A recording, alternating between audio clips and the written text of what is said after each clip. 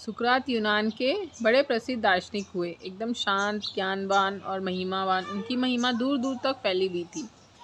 तो एक दफ़ा उनके पास एक युवक आता है और युवक एक प्रश्न पूछता है। तो एक युवक सुकरात के पास आता है और उससे एक प्रश्न पूछता है विवाह के संबंध में कि मैं विवाह करने की सोचता हूँ, मैं विवाह करूँ या नहीं करूँ।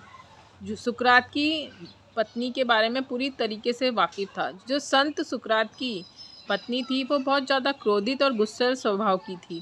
वह हमेशा सुकरात को डांटती, चीखती, चिल्लाती रहती थी।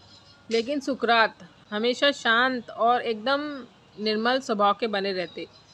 जो सुकरात की बीवी थी, एक दफ़ा उन्होंने गुस्से में गरम चाय की प्याली उनके मुंह पे दे मारी। सुकरात का आधा फेस जल गया। यह बात उस युवक को पता थी कि सुकरात की वाइफ इस तरह की क्रोधित स्वभाव की थी। जो युवक सुकरात से पूछने आता है तो वो थोड़ा सा कंफ्यूज हो जाता है कि इनकी बीवी स्वयं इतनी निर्दयी स्वभाव की है, ये कैसे कह सकते हैं कि मैं शादी कर लूँ। सुकरात उस युवक को कहते हैं ज़रूर शादी करो।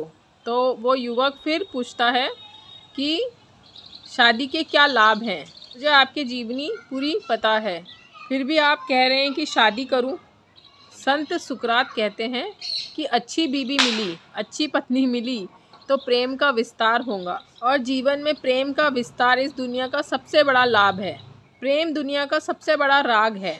अगर मेरी पत्नी जैसी पत्नी मिल गई तो वैराग्य का उदय होगा, और वैराग्य तो राग से भी ऊपर है। राग तो प्रेम की पराकाष्ठा है, वह तो परमात्मा से प्रेम है, उसमें तो लाभ ही लाभ है।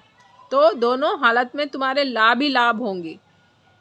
तो इस तरह सुकरात उस युवक को, अगर अच्छी बीवी मिल गई तो प्रेम का विस्तार होगा, अगर अच्छी बीवी नहीं मिली तो वैराग्य होगा। राग वैराग ही परमात्मा के जाने के रास्ते हैं, या कोई राग से जाएगा या कोई वैराग्य से जाएगा। दोनों ही हालत में आपकी मंजिल एक ही होंगी। तो सुकरात ये कहना चाह रहे हैं। तो गाइज, विवाह वास्तव में एक जुआ है। यदि दाव सही पड़ गया तो सच में जीवन स्वर्ग प्रतीत होगा, अन्यथा नर्क के रास्ते सभी खुल जाते हैं। तो गाइस, इस संदर्भ में विचार करें, चिंतन मनन करें, सोचे समझे अमल करें। जल्द मिलेंगे नए किस्से कहानी के साथ। तब तक शुभेच्छा।